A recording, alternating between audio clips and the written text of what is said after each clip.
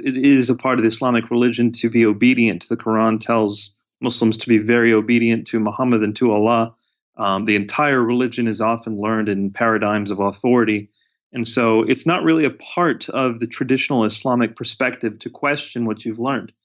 That it seems to be, I'm not saying nobody questions, I'm not saying Muslims are mindless, but the tradition generally doesn't encourage questioning. And so Muslims often have a lot of comfort questioning the New Testament manuscripts, like you said, but not necessarily the Quran. One thing where I want to start, whenever I talk about the environment in which the Quran was composed, I start by saying this: there was no such thing as Arabic literature during the time of the Quran. There's no such Let me thing. understand that. So, because my understanding is there was poets, but are these non-writing poets? Exactly. It's all oral tradition. So by the time you have the Quran, the most you have in terms of Arabic writing, it's been about 100 years before that when they've developed Arabic text, Arabic script. It hasn't been formalized yet. It hasn't been codified yet. Before that, whenever someone wanted to write Arabic, they would use foreign scripts like Nabatean scripts. That was a language in the north of Arabia. So about the 500s, they start developing an Arabic script, and they've only used it on funerary inscriptions, so on tombs. Some people are using it for receipts, for transactions, but no one's writing whole books with it. Arabic hasn't gotten to that point yet. And so when the Quran comes, it has to, by definition, because of the way the Arabic language is, it has to, by definition, be an oral text. Unless they, at the exact same time the Quran comes, invent a way to write Arabic and codify it and standardized it. They did not. And so, primarily, the Quran was oral. It was relayed orally, it was understood orally. This is why Muhammad was able to say, I'm sorry, I should be more fair. This is why the Quran is able to say in chapter 2, verse 106, in chapter 16, verse 101, it says, "Does not Allah have the ability to cause people to forget his previous revelations and to give them new ones?" Now, what this verse is saying is that portions of the Quran can be abrogated, they can just be removed from the record, and new ones can be given. Now, we often ask the question, how is that possible? If you have a written text, how is it possible that you'd have someone just remove sections of that text and add new sections? And the answer is, it wasn't written. This is why it says Allah can cause you to forget. This was stuff that was remembered in people's minds. The Quran was primarily in people's minds. Now, there is a hadith about certain verses being written down on animal bones and on palm leaf stalks. That should give you an idea of how this stuff was written when it was written. It was scratched onto items that were lying around, more or less, and it wasn't intended to capture the whole text. I have a They didn't have the question technology to do it. about that. So I've often wondered about that because um, I don't believe we need to be like radical revisionist and questioning every single thing that the Quran says about general Islamic history or the more reliable hadith. However, there's also some basic questions I feel like really haven't been analyzed enough in regards to them within the sort of accepted story of how things came about. What I mean is bones. I was thinking about this recently. What kind of bones can we write on? What do we write on them with? Is there evidence within the Arabian Peninsula that other people use this as a means to write things down? How much could you write? What parts of an animal's bones would you write on? Which animals would be desirable to write on? Do you see? And have we ever found any Quranic inscriptions on animal bones? Do you know the answer to any of those questions? Because to me, those are very interesting, and I just wonder if they've ever been explored by anybody. The bones in particular that I've heard, I'm not sure what the evidence is for this, but the bones in particular that I've heard were shoulder blades. And so if you consider a scapula, there is a flat area upon which you can write. But you're absolutely right. I mean, this is not the desired method for writing. By the time the Qurans were ultimately more codified, we do see Muslims using vellum. Now, vellum is a very expensive material. Right. That involves slaughtering animals and preparing the skin as a material on which to write. To make one Quran out of vellum, we're talking about whole herds of sheep that would have to be killed, or goats. So But that comes when Muslims have wealth. That comes when Muslims have the ability to take these kinds of measures. That's not early on in Islamic history. So when we're talking about during Muhammad's life, even from the Quranic records, and this is what I want to convey, this isn't something some Christian is saying. The Islamic records indicate that the Quran was primarily oral. It wasn't until Uthman codified it in a text that it became primarily written. Until that time, you had people disagreeing on how to say texts. You had something called the ahruf, where Muhammad would reveal a verse in one way, and then he'd reveal the same verse in another way to somebody else. Those two people would argue, and they would come before Muhammad and say, "Look, he's saying it wrong," and then Muhammad would say, "No, no, no, that's good enough."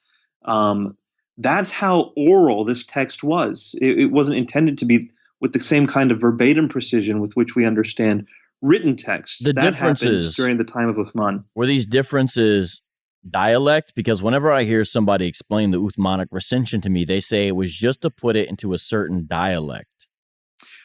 No, because here I certainly don't think so, and primarily because vocalizations are where dialectical differences are often found, and no one had developed vocalizations by this point. All you had was the consonantal Rasm text. But beyond that, we do have a record in the Hadith of the kinds of differences there were. And Muhammad says, look, as long as you don't substitute justice for mercy or mercy for justice, say it however you learned it. Is that in Hadith? Is that in the Hadith? That's in the Hadith. Is that in an acceptable, the one with the strong isnad chain, or one that somebody may say, oh, that's weak? I'd have to look up exactly where that one is, but that's not found in just one place. By the way, it's found in many places. Right. And I also have heard both Sunni and Shia scholars quote that hadith. Okay. So this is the nature of the Islamic text early on. The ahruf are different from the qira'at. Now, a lot of Muslims will try to present the two as if they're the same. The qira'at are the different dialects, the different ways to read the same text. The ahruf were certainly not that. And most people don't understand that. Very few, even Sunni scholars, would say that the two are the same. They're not. So it wasn't until about 20 years after Muhammad that you have somebody saying, hey, let's collect all of these records of the Quranic text, destroy them all, and put out one official version. So you have a very intentional effort to control the text of the Quran. And was this, because I've told there's a different amount of collections, was this collection you're speaking of prior to the battle where a lot of the men who had memorized the Quran died, or is this right after it? This is about 20 years later. So Muhammad dies in 632 AD. The Battle of Yamama, which you're referring to, it was one of the major apostate wars. Most people don't know this either, but when Muhammad dies... Hey, did you say the Battle of Yamama? I'm sorry. I know. What'd you say about my mama? How about it's the Battle of your mama, Nabeel? What'd you say? Yeah, what'd you say? Sorry, man. I'm sorry. So in Islam, when Muhammad dies, many tribes try to leave Islam. That's pretty telling. The moment he dies, a lot of tribes are trying to leave Islam. Specifically, they no longer want to pay. They don't want to pay money. And Abu Bakr sends out Khalid bin Walid and a bunch of other people to fight them and make sure they stay Muslim. One of those battles was this battle. And in this battle, different numbers are given, but it's also said that 500 people who knew the Quran very well were sent into this battle. And why is that? Well, chapter 15 of the Quran says that Allah will guard the Quran. Mm-hmm. So people believed, hey, if we have the Quran memorized, Allah will protect us. Well, didn't happen. A bunch of them died. And so starting from that moment, certain people were worried that large portions of the Quran would be lost. Right. And when you look at the way the Quran was ultimately written down, we do have records of certain verses of the Quran that were only found with one person. Right. So it's quite possible, even from the records that are included, that, hey, if that guy hadn't still been there, those verses would have been lost. Maybe there were tons of other verses that were lost. The records leave no indication that there was any protection against large sections being lost. All right. When I was debating Shadid, I asked him about the section of the Quran that Aisha says uh, an animal snuck into the tent and ate this section. And now there is it looked like she was saying a surah that was gone forever because it was only there. That's my understanding. When I asked Shadid Lewis about that, he said this is my understanding of what he was saying back to me. Essentially, that was the method that Allah chose to abrogate that section. Abrogote. Oh, hey, so you've heard this because you had a pre-planned pun. But here's what's funny about that. I did one too because I hadn't heard it before. I said, bro, that's not abrogation, that's digestion. But yours is a lot better. Oh man.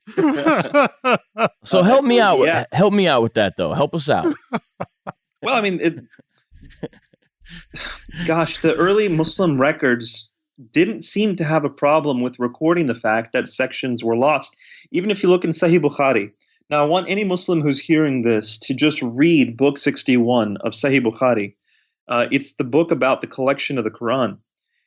It's very clear about Muhammad saying and Allah saying that people would forget large sections of the Quran. Right.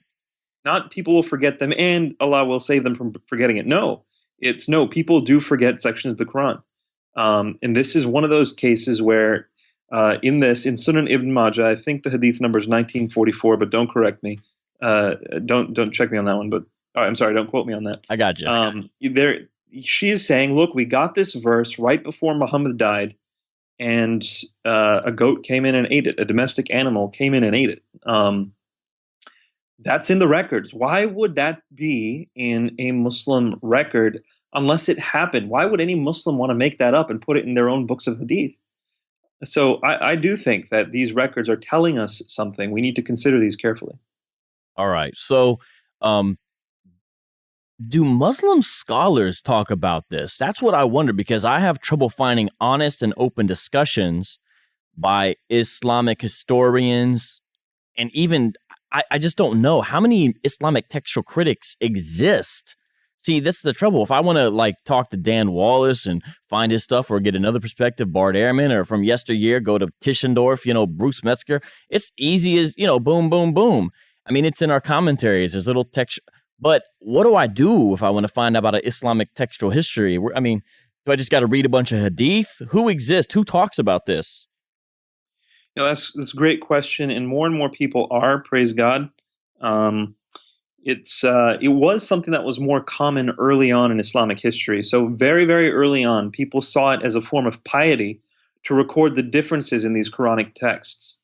So you had three sources early on in Islamic history that I would call textual critics. You had Ibn Nadim's Fihrist, you had Asyuti's Itqan fi Ulum al-Quran, and then you had Ibn Abi Dawud's Kitab al-Masahif.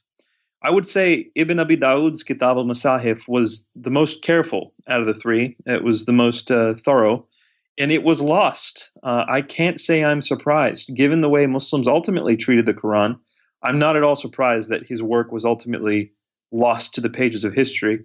Fortunately, we have since found two copies. Arthur Jeffries found the first, a Westerner that was respected by many Muslims, but recently a Muslim scholar has found a copy. And it records the differences between the Qurans of Muhammad's companions. Two of those companions were Abdullah ibn Masud and Ubay ibn Ka'b. Muhammad had chosen those two as the best teachers of the Quran, and we have a record kept by Muslims, found by Muslims, of the differences between their Qurans. Fascinating stuff. I hope that this gets developed more in the near future.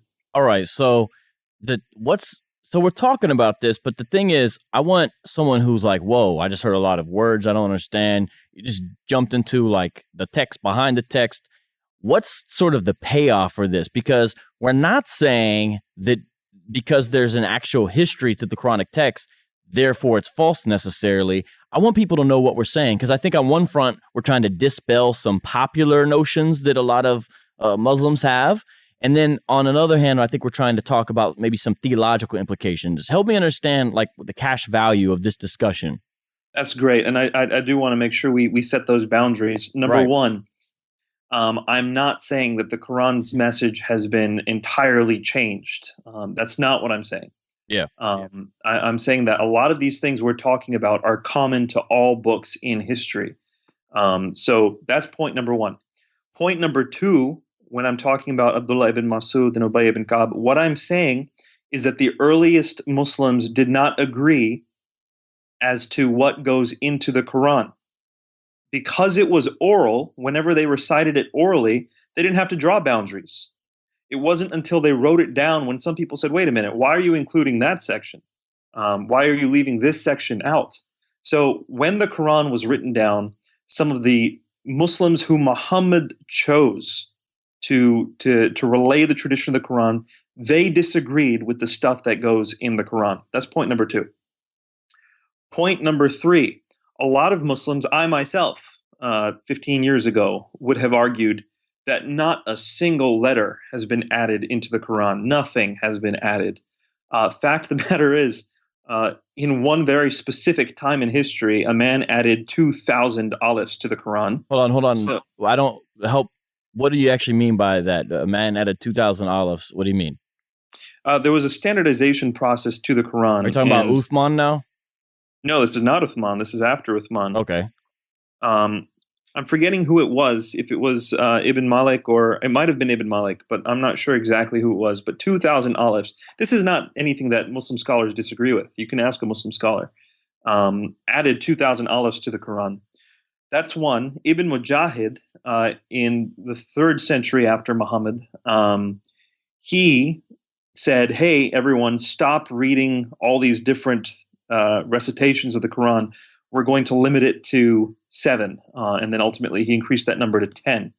And then each of those 10 different ways of reading the Quran had 8 different recitations. So by the time 1924 rolled around, you had 80 different recitations of the Quran in common use. Now, were they all different in meaning? No. But my point is that there were slightly different meanings in those. And so we cannot by any means say the thing that many Muslims say, which is that the Quran has always been exactly the same. There's never been any changes, never been any variants. All of them have always been the same. No, that's a very popular misconception, and it's demonstrably false. The aleph is the lengthening long A sound. So how would it just change the way you pronounce things? Because I've never heard this before, so I'm trying to just understand. So in some cases, yeah. For example, if you have an aleph in a text, you know what the text means anyway. But in other cases, there are going to be changes in meaning. For example, the difference between Malik and Malik. One means king and one means owner. The difference is an aleph. Oh, okay. So you do have differences in meaning based on these things. In the different qira'at, for example, the most common Quran used today, over 95% of the Qurans you'll find are Hafs an Asim. 3% of the other Quran, the remaining Qurans, 3% of those are Warsh an Nafi. These Qurans more or less say the same thing, but in certain occasions they will say different things. So, for example, when it will say in the second person plural, you, whereas in other places it will say in the third person plural, they. So there will be differences in meaning found in these texts, for sure. All right. So theologically, does this matter for Islamic theology, this discussion? It matters in terms of Muslims often thinking they have basically a faxed copy of what's in heaven in front of them, Right. and that nothing has ever changed. That's false. The Quran is a much more natural document than that. It's not so supernatural as that it's never been changed. Every document in history has textual variants. Anytime someone records anything, they're going to make mistakes unless it's a Xerox machine. And so the Quran is just like every other book in that regards. That does make a difference theologically. Do we have any pre-Uthmanic recension Qurans? There's this Birmingham Quran controversy. Right. So we may. I tend to think that it demonstrates a form of Arabic that is later than Uthman, but I do have to admit I'm biased, so maybe I'm reading my biases into that. Just so you know, recently a Quran was found in Birmingham. It was a manuscript we knew about for a while, but had been mixed in with other folios. They did some carbon dating on it, and the carbon dating came back to from before the time of Muhammad to just after him. There's always a range given with Right. carbon dates. Yeah. And they say this is probably from the time of Muhammad. I think that's problematic because carbon dating never dates the written text. It Right. dates the paper on which it's been written. So just so everyone understands, what he's saying is the dating they did with carbon dating dates the material that it was written on, but that's not telling you when this is anachronistic. Pen was put to paper, so to speak.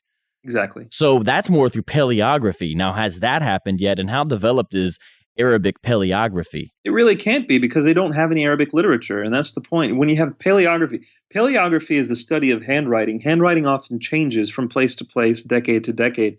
So you can therefore look back and say, this kind of handwriting was at this time in this place. Right. But since there was no Arabic literature at the time, we don't have the ability to do that. And I do want to point this out to Muslim friends who might be listening. Arabic was a very poor choice for Allah. If he was going to send a message he wanted to be perfectly preserved, why send it to a language that didn't really have a good codified system of writing? Why not send it in Greek, for example, which has been written for over 1,000 years before then? Dang, those sound like fighting words because I know Just saying. some. I'm just saying. I mean, it's common sense.